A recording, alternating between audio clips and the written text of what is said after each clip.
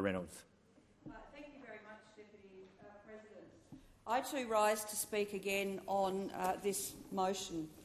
And can I just say, last time I spoke on this, I was almost speechless at the arrogance of the Labor Party, but to have Senator McAllister stand up here for less than 15 seconds to address this, the largest fraud I think that's ever been perpetuated on Australian taxpayers, and also on the 610,000 Australians with serious and permanent disability on the NDIS, is a complete disgrace. Now, not only— well, maybe I'll start here. As Minister, I ensured that all key financial and actuarial data was regularly published in full, including monthly updates. And it is a shame and it is a stain on those opposite that not only have they got rid of the monthly reports, the last third quarter report is nowhere to be seen. They've confirmed that they are not going to release this year's annual financial sustainability report for the NDIS, and they've just dropped the annual report for the NDIS, funnily enough, a few days after estimates, so we could not scrutinise it at estimates. After having read the annual report of the NDIS, it is no wonder that those opposite are now trying to hide from the Australian people the fraud that they are imposing on them. 3 years ago, as Minister, I extended the hand of bipartisanship, in fact multi-partisanship, to those opposite, to start acknowledging the sustainability issues that the NDIS had and some of the fundamental structural issues that needed to be changed to ensure that this scheme could endure.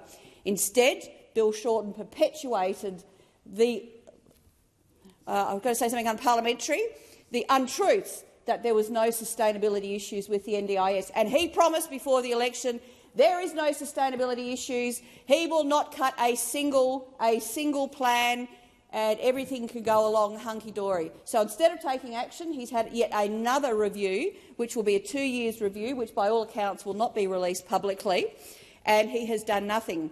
But not only has he done nothing with the scheme, far, far worse. They have now denied the Australian people and the NDIS participants the actuarial data that demonstrates the basis on which they have made their budget forecast. And let me go through a little bit. So, under law, they have to provide the annual financial sustainability report, which the last one that we published was 239 pages of detailed actuarial data on the scheme.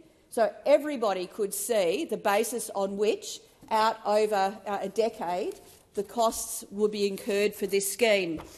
But not only have the government suppressed this year's, the last financial year's annual financial sustainability report, this 239 pages has been replaced with how many pages in the annual report do you think? 4 pages, which says, and it's not only 4 pages, it is 4 pages in big text, which says pretty much nothing. And you certainly cannot work out the actuarial underpinnings of their 10-year budget forecast, including the forward estimates. But one thing that probably galled Minister Shorten no end is that he could not stop the government actuaries' report on the scheme going into the annual report. And by goodness, is this revealing. Project costs are higher than the previous financial sustainability report projected.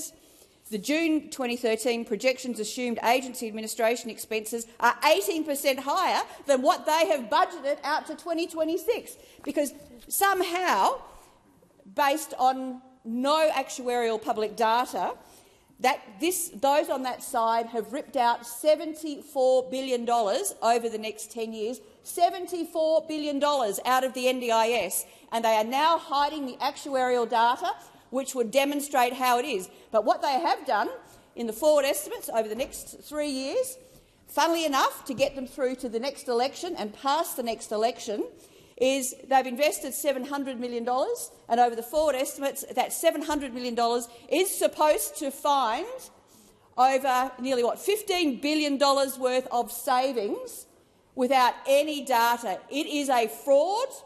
Everybody in the NDIS knows it, And shame on those opposite for having such contempt with a PII claim that they have not explained. Shame on you.